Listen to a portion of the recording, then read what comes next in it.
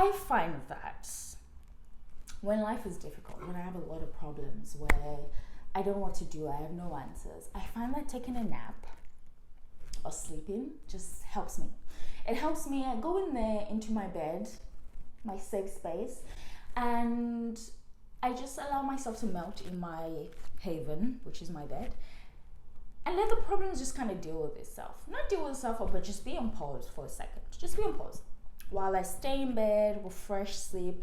And then by the time I wake up, I hope that God, the universe, if you will give me answers. And this seems to work. So if you're stressing out about the recession, go take a nap and come back and watch this video. Okay. For those of us that have slept, we're refreshed, we're good. Let's discuss this madness. Let's discuss how we're going to prepare for the recession. The recession is not coming, the recession is here. It's here, it's in front of your door, it's knocking on your door, it's on your bills, it's here. Okay? And for those people that live in the UK as well, we are about to deal with the energy prices that's coming in October. It's just wonderful. It just keeps getting better and better. This video is 7 things you can do to prepare for the recession, or not even prepare for it. We kind of are in it, but I think it's going to get worse. So 7 things to start to practice because the recession is here. Number 1 is save. And this is obvious. Some people are in a position where they have extra cash that they can put aside on top of what they already save, or if you don't save already, you've got a little extra cash that you can kind of put aside for a rainy season. This is the time to do it. If you've never done it before, if you're doing it, this is the time to do more. This is the time to start doing it. There's not a better time to put money aside. But I'm really here for, and you guys know this already, saving, recession, blah, blah, blah. Everyone says that. You need to have some extra cash. Standard. But this is for people that maybe you don't have extra cash to put aside, but you still want to save. Here's my tip. Number 1 is spend most of your time in the office. If you're in the office, you're not using electricity at home. Your company is paying for electricity. Go into the office, babe. Go into the office. Spend most of your time in the office. Working from home 5 days a week, 4 days a week isn't going to work, because you're going to be running your heating, you're going to be running your water. If you can shower in the office, my babe, do it. Some offices have showers. Go to the gym in the morning. If you can still afford to pay for gym membership, go to the gym in the morning and go in the office, shower, stay there till evening and come home. You'll be surprised how low your electricity bill will be. And speaking of gymming, if you can't afford to pay for gym anymore, the best way to do it is incorporate walking into your fitness. Walking. Start to just be like, yeah, I'm trying to lose weight, I'm trying to get toned. This time you're really trying to save money. Walk as far as you can, and then probably get a trainer or a bus, whatever. But incorporate walking into your routine, so that way you sweat out, you burn some calories. Yes, amazing, but actually deep down what you're doing is saving your money, but no one has to know. If your office provides food, let me tell you something. Grocery is expensive. Breakfast, lunch at the office, okay? Don't be shy.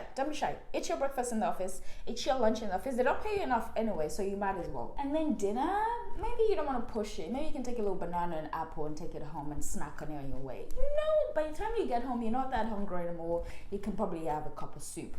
I'm just saying. If you really don't have any shame, this is for my guys that are like, you know what? I hear you, Coco. I may or may not do this. I have no shame. Do you know what you can take from the office as well? Don't tell anyone, but you can take toilet roll. And I heard one of my friends used to do this in uni, and I think it's a brilliant idea. Why should you have toilet roll? Why should you pay for toilet roll when you can take it from the office? This is for the guys that don't have shame. If you're like, I really don't want to use my own money because I don't get paid enough anyway to get some toilet roll, go into your office bathroom and roll some, put it in your bag, and you never have to buy toilet roll again. Or you can just go into the storage. I mean, this may be considered stealing, but don't say you heard it from me, because I'm not going to be doing that. But if you really try to save your coins like that, get some toilet roll from the bathroom. Hey! Number 2 is reassess your monthly budget. And I feel like a lot of us don't actually have monthly budgets. You just kind of see your paycheck, pay your bills, and just cut the whole month. We can't do that anymore because that would not make sense. In this economic state, in this state where we don't know what's happening, you cannot be doing that. What I do personally is I allocate a weekly allowance for myself. It's £100. I try to allocate £100 to myself a week, but I just feel like £100 is really nothing. So I kind of increased that to £150 a week. Look at your paycheck, go through it, see your bills, and then allocate, go take out your bills, calculate everything, and allocate a weekly allowance for yourself. This allows you to have a lot of control over what you're spending, and the best way to control this is take that weekly allocation and put it in a different card. If you have a different card, put it in a different card and just take that card around. Remove Apple Pay from your phone, take that card around, and that's all, the only card you're going to spend. I'm still very terrible at this because Apple Pay, I have my weekly allocation on one card, and I also have Apple Pay. Sometimes I forget and I'm like shuffling money, but to do it well, you have to like have a different card. Or if you don't have a different card, just take the chunk of your money, put it in your savings, and then put your weekly allocation in your current account and just spend it that way. If you get invited to something and you're already over, or you think you're going to over your weekly allowance, you can say no because you're like, okay, so I don't have enough. But if you don't have that kind of control, you say yes to everything and now you're broke. Now you can really reassess and be like, can I afford that boozy brunch? Probably not, babe. You can't do boozy brunch 3 times in a month anymore. No. The economy will not allow it. It would be you and your friends in that restaurant because people are not doing this anymore. People are staying at home or in the offices and using electricity in other places. You cannot be doing boozy. I mean, if you have a lot of money, feel free, but most people cannot be affording boozy brunch. So if you're really budgeting properly, you can say no to a boozy brunch. No more buying clothes unnecessarily. You can't buy an outfit every time you have an outing. It makes no sense. Where are the other clothes you bought the last time? Go into your wardrobe, go and look for the clothes you bought the last time and wear those out. You are not a celebrity. You can wear your clothes again. Another tip I have for you is invest wisely. You now have to be intentional about what you use your coins for. Your coins cannot just be, you can't just be doing I want to do I mean like using your bank card to just things. You can't just be spending recklessly anymore. It's not making sense. You have to invest. When you're going to spend now in the recession, I'm going to keep saying it so I can remind you because some of you just really don't understand what this means. You have to think about it. If you are going to buy clothes, and I know I said it in my last point, that don't be buying just nonsense and don't be buying clothes just because you're going out every time. It makes no sense at all for anyone. No sense. So if you're going to buy clothes, do your research, look at the material. And I know it's a lot, you're thinking, oh, it's not that serious. Or just go to a shop that's quality and you know you're investing in a piece that you're going to wear over and over again and you actually love. A lot of things we buy, we don't actually love them. We just buy because we think it's trendy, it's a little bit slutty, let's not lie. It's this, it's that, you saw someone wear it, but is it actually what you like? Like, do you actually like it? So if you're going to buy clothes in this season, it's something you love, and I would say focus on quality.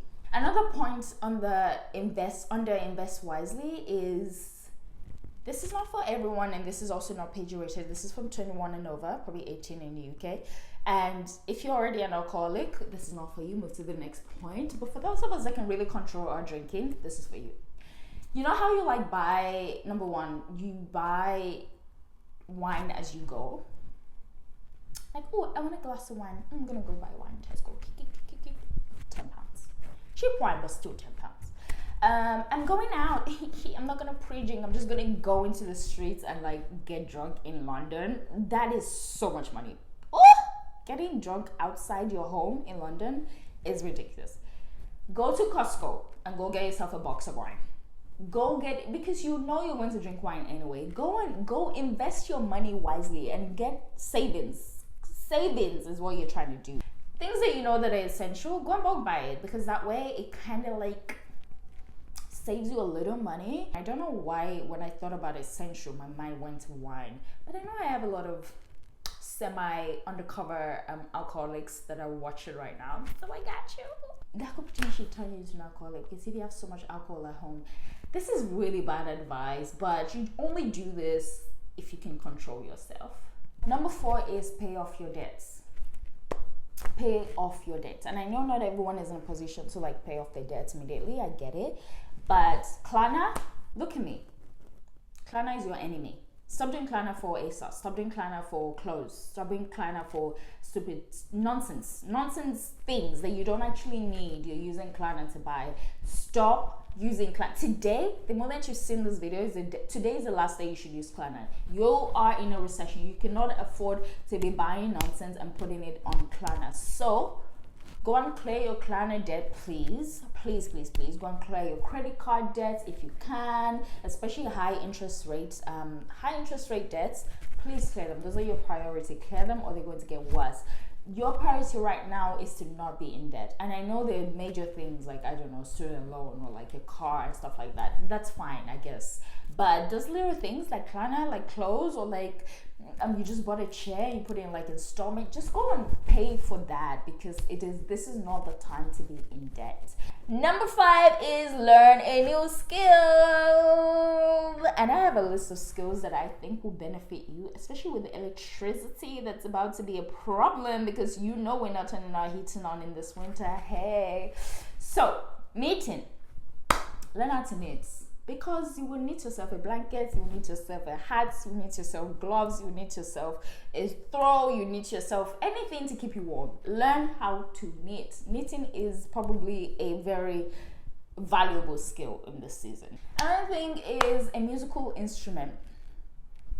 Maybe you'll learn to play a cheeky little music, because you know why? Who's turning on the TV this week? Who's turning on the TV? Are you paying for the bill? Are you paying? Is it you paying for that bill? Because it's not. I'm not paying for my bills. Well, I will pay my bills, but it's not going to be high. So maybe learn a little music instrument to entertain yourself. Not really for anyone's benefit. It's so you can at least hear something to entertain yourself. Because you're not going to be turning on the TV as much as you want to. So something to entertain yourself. I've always been fascinated by skipping. I've never been able to skipping ropes and like the tricks that people do. It's very interesting. It's so cool that people can skip so easily like that. So that could be a skill you could learn, like learn how to skip, like do the different tricks. And while you're doing this, you're warm. Let me tell you something. You're burning calories, you're warm. You don't even want to turn on your heater, because by the time you're done, you're like, ooh, it's hot in this house. You're welcome. I've just given 3 ways to save electricity in this season. Okay, I don't know about you, but I'm gonna learn at least one of those skills. Number 6 is, I know you don't like your job. I actually know you probably do not like your job, and you just do the bare minimum. Let me tell you something. This is not the season to do that. People are going to lose their jobs. People are already losing their jobs. This is the season to use that acting skill that I know you have in you, and put on a smile. Every morning, turn your camera on for that Zoom meeting and be like, good morning, I'm happy to be here. I know you don't want to be there. I know you don't, but this is a time to pretend. To pretend that you like your job. This is a time to actually do your job. Do your job, no more skiving, no more slacking. This is time to show the skills and show your employers why they actually employed you. Yes, you're working from home, you've been skiving and slacking. This is the time to actually do your job, because people's jobs are getting caught.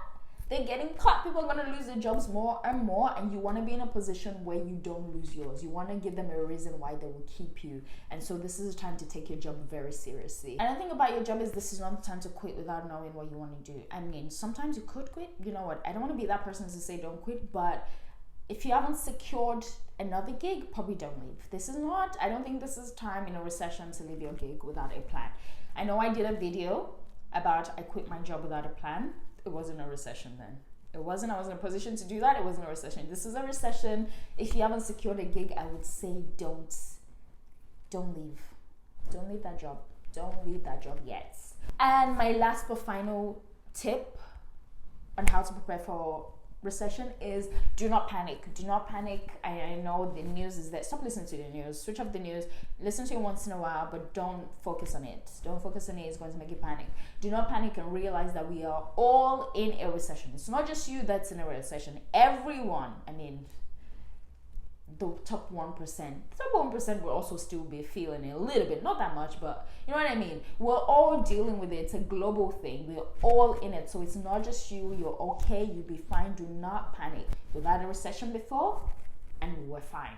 And you're also going to be fine. Do not be depressed. If you do need to speak to someone and you're really panicking, don't know you're going to survive, I know there are so many helplines, and I'm going to put a few options below as well for people you can potentially speak to in the UK for some help if you're feeling mentally affected by this. We're all gonna be okay. We are actually going to be okay. Okay, I will see you in my next video. Goodbye.